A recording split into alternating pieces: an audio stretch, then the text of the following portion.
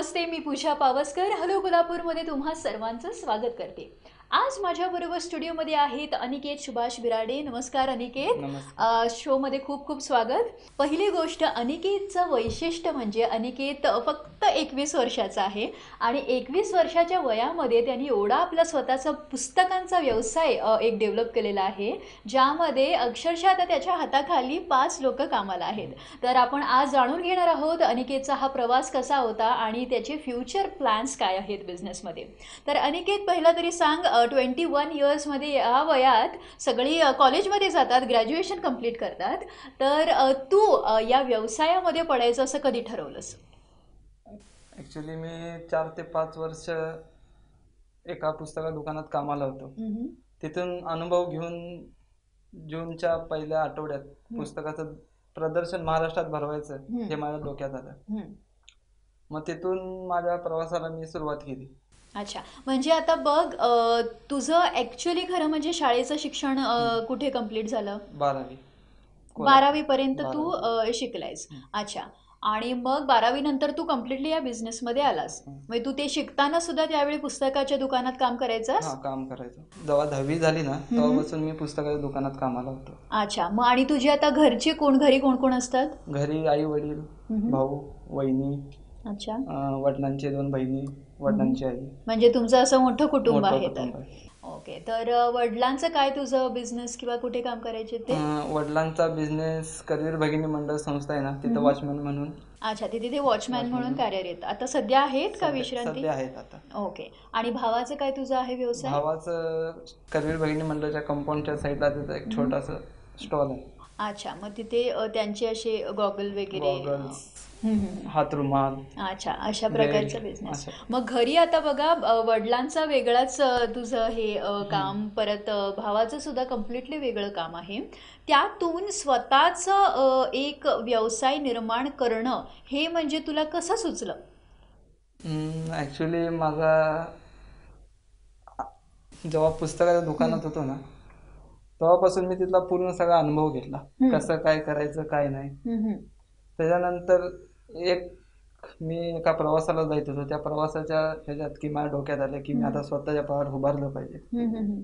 कारण नोकरी करून 10-20 हजार रुपये मध्ये काय होत नाही. म्हणून मी स्वतःच्या पायावर उभारण्यासाठी स्वतःचा बिझनेस चालू केला पुस्तकांचा. मग तो जुलैच्या पहिल्या आठवड्यापासून 2018 पासून मी चालू केला. 2018 पासून चालू केलास. मग आता हा नेमका पुस्तकाचा व्यवसाय जो तू म्हणतोस, हे काय करतोस तू? पुस्तकांचा व्यवसाय म्हणजे पुस्तकांचं ज्या शहरात जायचं आहे आपल्याला, उदाहरणार्थ सांगलीमध्ये जायचं आहे, तर तिथं हॉल घ्यायचा महिनाभरासाठी. तिथं पुस्तकांचं प्रदर्शन पूर्ण मांडायचं. त्याच्या अगोदर आमची ॲड जाते. अच्छा. त्याच्यानंतर बातमी जाते, न्यूजपेपरला ॲड असते, टी व्हीला असते. असं मीडियाद्वारे, फेसबुक, व्हॉट्सअपद्वारे सगळं ॲड वगैरे करून मग ते आम्ही प्रदर्शन चालू करतो. म्हणजे थोडक्यात तुमचं एक्झिबिशन तुम्ही सगळ्या गावामध्ये असं भरवताय. म्हणजे तो 1 महिन्याचा असेल, 2 महिन्याचा असेल, 15 दिवसाचा असेल, कसंही. मग आता तुझ्याकडे जी पुस्तकं आहेत जी स्टॉकमध्ये, ती कुठल्या एका पब्लिशरची असतात की सगळ्यांचीच आहेत? तशी सगळ्या पब्लिशरची. अच्छा, मग किती आता कंपन्यांबरोबर आहे तुझं टायअप? ॲक्च्युली 25 ते 30 कंपन्या माझ्याकडे. अच्छा, मग त्या सगळ्या कंपन्यांची पुस्तकं तुझ्याकडे असतात आणि तू ती एक्झिबिशनमध्ये हे करतो. आणि आता तुझी टीम, जसं तू बोललास की 5 लोकांची आहे, तर ती 5 जी लोक आहेत तुझ्या अंडर काम करतात, तर त्यांची काय रोल आहेत तुझ्या कंपनीमध्ये? त्यांची रोल टोटल 5 जण आहेत ना, त्यातली 2 जी पोर आहेत ती बाहेरचं मार्केटिंगचं बघत असतात. अच्छा. आणि जी 3 पोर आहेत ती टोटल आतल्या दुकानाचं एक्झिबिशन हँडल करायची ती कामं करतात. अच्छा. मग आता या सगळ्या ह्याच्यामध्ये तुझ्या परिवार, तुझे जे कुटुंबात सगळे फॅमिली मेंबर्स आहेत, तर त्यांचा कसा सपोर्ट होता तुझ्या या कामासाठी? त्यांचा घरातून मला फुल सपोर्ट होता. कोणी असं म्हटलं नाही की नको, हे करू नकोस वगैरे? कोणीच नाही. म्हणजे बऱ्यापैकी त्यांचा सपोर्ट होता. म्हणूनच नक्की तुझं म्हणजे आतापर्यंत तू हे करू शकलायस. तर मला सांग, आता सध्या मोबाईलचा जमाना आहे. जास्त करून सगळेच लोक काही ई बुक्स जे येतात ते मोबाईलवरती वाचतात. पुस्तकांचं थोडं कमी होतंय असं चित्र येतं. तर तुला काय वाटतं की हा तुझा जो बिझनेस आहे तो याचं काय फ्युचर असेल? फ्युचर म्हणजे जी वाचणारी माणसं आहेत ती पुस्तकच वाचतात, बरोबर कारण आहे. मोबाईलमध्ये त्यांना आनंद मिळत नसतो. हो. त्यांना पुस्तक वाचल्यावरच आनंद भेटत असतो. बरोबर आहे. त्यामुळे ती स्वतः पुस्तक विकत घेतात हम्म. आणि त्यांना वाचण्याचा आनंद येतो. अच्छा, बरोबर बोललाय तू. म्हणजे पुस्तकं वाचण्याचं आपण कम्पेअर करूच शकत नाही. कितीही जरी टेक्नॉलॉजी डेव्हलपमेंट झाली तरी पुस्तकांचा आनंद हा पुस्तकं हातात घेऊन वाचण्याचा तो आनंद वेगळाच असतो. तर नक्कीच अनिकेत आपल्याला बराच आपला प्रवास सांगतोय. याच्यानंतरही बरेच प्रश्न आपण त्याला विचारणार आहोत की कसं त्याने सेटअप केलं, काय त्याला अडचणी आलेल्या आहेत. त्याच्या आधी आपण एक छोटासा ब्रेक घेऊयात. कुठेही जाऊ नका, पाहत रहा SPN डिजिटल.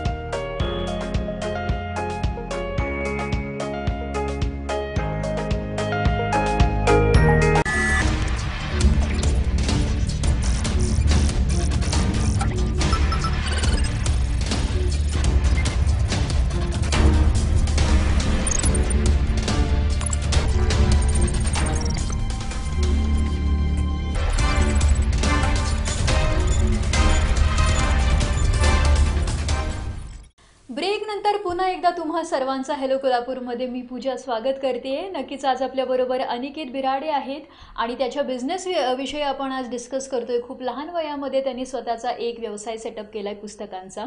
तर नक्कीच कुठलाही व्यवसाय सेट करताना सोप्यात नसतं, बरेच त्यामध्ये स्ट्रगल्स येतात. अनिकेतलाही तसे काही आले असतील. तर अनिकेत मला सांग की तुला असं पहिल्यांदा ही सुरुवात करताना कुठल्या प्रकारच्या अडथळे आल्यात? अडथळे म्हणजे सगळ्यात पहिला मला माणसांचा अडथळा आला, कारण माइंड पॉवर असली तरच सगळ्या पुढच्या गोष्टी होत असतात. बरोबर आहे.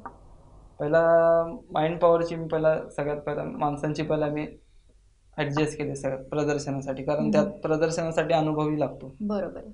मग ते मी पुण्यावरून जे प्रदर्शन लावत होते ना, त्या पुण्यावरून मी माणसांना बोलवून घेतलं माझ्याकडे कामासाठी. ते आले. मग त्याच्यानंतर अडचण पुढची होती ती म्हणजे पैशाची. ऍक्च्युली थोडं पुण्यामध्ये कसं आहे, काही लोक प्रकाशकवाली क्रेडिटवर देतात, काही कॅशमध्ये देतात. मग 5 कंपन्या मी स्टार्टिंगला पहिला हे केल्या, कारण बाकीचं मला मटेरियल पण बनवायचं होतं. मग 5 कंपन्यांचा मी स्टॉक मागवला तेवढाच. 5 कंपन्यांच्यावर मी प्रदर्शन पहिलं चालू केलं. मग त्यानंतर मी थोड्या दिवसानंतर माझ्या नावावर काही लोन निघाला म्हणून मी वडिलांच्या नावावर लोन काढलं. मग ते लोन पास झाल्यानंतर मग बाकीच्या प्रकाशकांचा मी स्टॉक मागवू शकलो. अच्छा, म्हणजे अशा प्रकारे तुला लोन वगैरे काढूनच हे एक एक टप्प्याटप्प्यांनी पुढे जावं लागलं. तर आता तू पुस्तकांचे जे एक्झिबिशन्स घेतो, म्हणजे जे काही तुझं आता काम सध्या सुरू आहे, तर यामधून तुला मंथली तरी किती प्रॉफिट येत असेल? मंथली सगळा खर्च बिर्स काढून तरी 25 ते 30 हजार रुपये माझं नेट प्रॉफिट आहे. नेट प्रॉफिट आहे. म्हणजे बघा, तुम्ही 12वी पर्यंत शिकलेला आहे अनिकेत, आणि पुस्तकांचा त्याचा जो काही थोडासा एक्सपिरियन्स होता त्यावरून त्यांनी डिसाईड केलं की आपण एक असा व्यवसाय काढायचा. आणि सध्या आता त्याचं सगळं प्रॉफिट कॅल्क्युलेट केलं तर 25-30 हजार नक्कीच होतात, जे की खूप छान अमाऊंट आहे. कोल्हापूरमध्ये जरी सॅलरी काही जॉब करायला जरी तुम्ही गेलात तरी नॉट नेसेसरी तेवढा होत असेलच. आणि हा आता सुरुवात आहे तुझी. मग आता सुरुवातीला तुझं एवढं होतं म्हणजे थोड्या वर्षानंतर नक्कीच त्याच्या प्रॉफिटमध्ये सुद्धा इन्क्रीज होईलच. तर बाकीची आता तुझ्यासारखी जी मुलं आहेत ज्यांना घरात एवढी परिस्थिती नाही आहे आणि त्यांना बिझनेसमध्ये उतरायचं आहे, त्या सगळ्यांना तू काय सांगशील? त्यांना तर मी सगळ्यात पहिला म्हणजे मार्गदर्शन बिझनेसमध्ये महत्त्वाचं असतं. बरोबर. कारण एक दुसऱ्यांचा सपोर्ट बिझनेसमध्ये हवा असतो, त्याशिवाय बिझनेस उभा होऊ शकतच नाही. बरोबर आहे. त्यांच्यासाठी एकच सांगेन, मी करू शकलो तसं तुम्हीही करा. कारण या स्वतःचा बिझनेस भले छोटा का असेना, खरं ते स्वतःचा असावा. बरोबर आहे. नक्कीच. म्हणजे हा मेसेज तुम्ही लक्षात घ्या. ज्या सगळ्यांना बिझनेस करायची इच्छा आहे आणि शिक्षणाला महत्त्व द्यायचं आहे, बरोबर आहे, तुम्ही शिकायला पाहिजेच, सगळ्यांनी ग्रॅज्युएशन तरी नक्की कंप्लीट करायचं. पण सगळ्यांकडे तशी कंडिशन नसते की ते ग्रॅज्युएशनपर्यंतसुद्धा कंप्लीट करू शकतात. पण याचा असा अर्थ नाही आहे की तुम्ही 12वी केली म्हणजे तुम्ही काही करू शकणार नाही. अनिकेतचं एवढा चांगला एक्झाम्पल आहे तुमच्यासमोर. तुम्ही नक्कीच तुमच्या पायावरती उभा राहू शकता. आता त्याचं एवढं मोठं कुटुंब तो एकटा हँडल करत आहे, फायनान्शियली स्टेबल आहे. तर नक्कीच आय होप तुम्ही सर्वसुद्धा अनिकेतकडून इन्स्पिरेशन घ्याल आणि त्याच्यासारखं तुम्हीसुद्धा तुमचं बिझनेसला सुरुवात करू शकाल. तर मला सांग, आता सध्या असं मी ऐकलं आहे की तू स्वतःच्या या स्ट्रगलवरती एक पुस्तक स्वतःचं लिहितोयस. तर हे कसं सुचलं तुला? हे सुचलं म्हणजे मी आतापर्यंत जेवढं मी मेहनत केली बिझनेससाठी, मला काय काय अडचणी आल्या, कोणी मदत केली, कोण मदत नाही केली, कोण मला माघारी म्हणजे बोलले, त्यांच्यासाठी म्हणजे जेवढ्या अडचणी मला आतापर्यंत आल्या त्या पुस्तकाच्या माध्यमातून मी लिहिलेले आहेत. अच्छा, म्हणजे नक्कीच आपल्याला आता तू जशी दुसऱ्यांची पुस्तकांचं एक्झिबिशन करतोयस, नक्कीच तुझं स्वतःचंही पुस्तक आता प्रदर्शित झाल्यावर आपण ते वाचणार आहोतच. तर अशा रीतीने आपण बघतोय की अनिकेत जे की बिझनेस पुस्तकांचं आता त्याचं सध्या चालू आहे. थोड्याच दिवसात त्याचं स्वतःचंही पुस्तक प्रकाशित होणार आहे. त्यात तुम्हाला नक्कीच वाचायला मिळेल की काय एक्झॅक्टली त्यांनी कशा प्रकारे हा बिझनेस सेट केला, त्याला काय अडथळे आल्यात आणि ते सगळं करून करून करून करून करून त्यांनी एक एकदम सक्सेसफुल, आता तू खूप मोठा आहे, आता तू फक्त 21 वर्षाचा आहे, बराच फ्युचर प्लॅन करण्यासारखं तुझ्याकडे वेळही भरपूर आहे. तर काय विचार केलायस तू स्वतःसाठी? काय आता तुला कुठे बघतोयस तू एका 10 वर्षानंतर तू स्वतःला कुठे बघतोयस? 10 वर्षानंतर जरी बघायला गेला तरी मी पुस्तकाच्या व्यवसायातच असेल. बरोबर, खरं तो असा मोठा तुला बिझनेस उभा करायचा आहे, पूर्ण महाराष्ट्रात करायचा आहे. अरे वा, मस्तच. म्हणजे नक्कीच खूप छान असा फ्युचर प्लॅन देखील आहे अनिकेतचा. तर अनिकेत, आपल्या SNewsकडून, SPN चॅनलकडून, आपल्या सगळ्या कोल्हापूरच्या लोकांकडून तुला खूप खूप शुभेच्छा. आणि तुझं हे बिझनेस खूप म्हणजे खूप मोठा होऊ देत आणि तू असं एकदम खूप आपल्या कोल्हापूरचा एक मोठा बिझनेसमॅन म्हणून ओळखण्यात येईल असं माझी खूप अपेक्षा आणि शुभेच्छा आहे तुझ्यासाठी. तर नक्कीच तुम्ही बघितलात की अनिकेतनी आपल्याला बरंच काही त्याच्या बिझनेसविषयी सगळं सांगितलेलं आहे. थोड्याच दिवसामध्ये त्याचं नवीन पुस्तक प्रकाशित होणार आहे. त्याचं नाव काही तू विचार केलंयस? नाही, अजून नाही. त्या नाव विचार करेन आणि ते तुम्हाला नक्कीच कळेल. त्यामध्ये त्याचा सगळा प्रवास तुम्हाला वाचायला मिळेल आणि त्यावरून तुम्हीही सुद्धा इन्स्पिरेशन घेऊ शकताय. तुम्ही सुद्धा स्वतःचा एक बिझनेस उभा करू शकताय. जर अनिकेत करत असेल, ज्याच्या घरी तशी परिस्थितीही नव्हती, तर तुम्ही तरी नक्कीच करू शकतात.